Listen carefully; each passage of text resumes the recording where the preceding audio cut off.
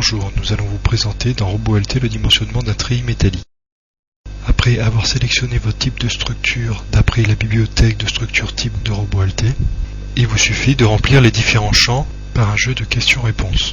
Exemple, type de l'affaire, nom du fichier de sauvegarde, profondeur du bâtiment, l'espacement entre portiques, les coefficients de continuité pour les pannes, tout cela dans le but de calculer automatiquement la répartition des charges de neige et de vent et des charges d'exploitation. Venons maintenant sur la partie spécifique sur la hauteur de votre structure. Il suffit encore une fois de répondre aux différentes questions. Les différentes charges, le type de couverture.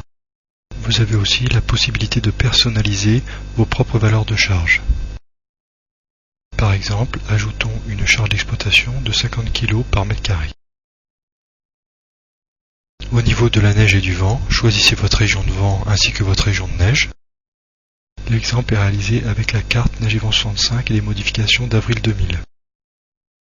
La note de calcul peut être générée automatiquement. Choisissons un modèle LT, c'est-à-dire une note de calcul simplifiée. Un clic sur l'icône OK lancera automatiquement la génération du modèle, la génération des charges, le dimensionnement et la vérification des éléments de la structure, ainsi que la génération de la note de calcul. Le processus d'optimisation permet de calculer, suivant une famille de profilés, quelle est la section la plus adaptée par rapport à l'état de contrainte, mais aussi par rapport aux différentes vérifications au niveau du déplacement.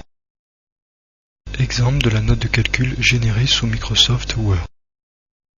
Vous retrouvez le nom de votre affaire, les différentes hypothèses, le règlement utilisé, mais aussi une vue de la structure, les différentes caractéristiques,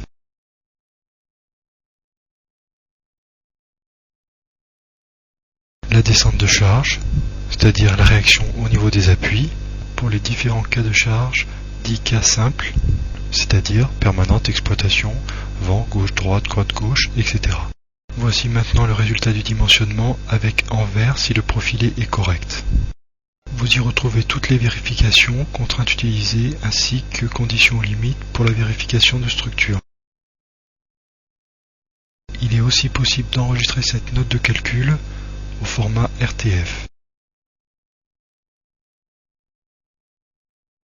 Vous pouvez ainsi l'insérer dans d'autres notes de calcul déjà rédigées ou établies.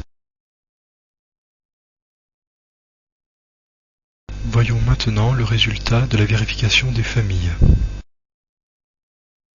Il suffit de cliquer sur une des vérifications pour éditer les résultats détaillés. Vous retrouvez les contraintes normales, contraintes de flexion, vérification flambant et au déversement, mais aussi la vérification au niveau des déplacements des nœuds ou éventuellement flèches des barres.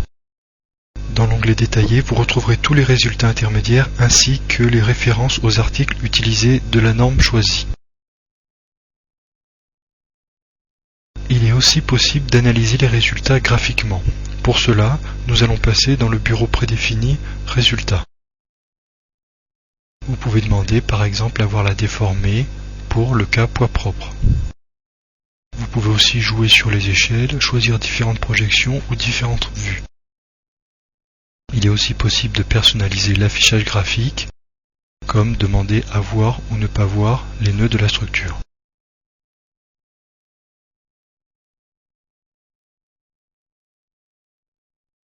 Regardons maintenant les résultats par exemple pour un cas de vent.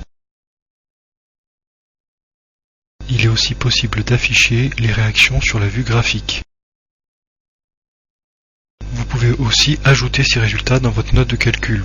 Pour cela, il suffit simplement de faire des captures d'écran. Ces tableaux seront alors insérés dans votre note de calcul finale. Sur ce principe, l'utilisateur peut se créer des modèles de notes de calcul et les réutiliser à chaque fois. Il gagne ainsi un temps précieux au niveau de l'édition et de l'impression des notes de calcul. Il est aussi possible de générer un tableau de métré où vous retrouverez toutes les informations géométriques, votre nombre de barres, la quantité, la surface à peindre, le poids total, etc.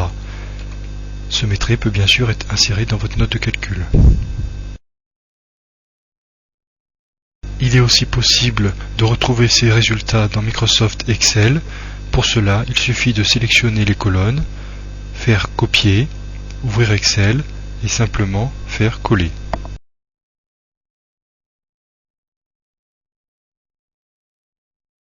pouvez ainsi faire une analyse complémentaire des résultats générés depuis Robot Millennium.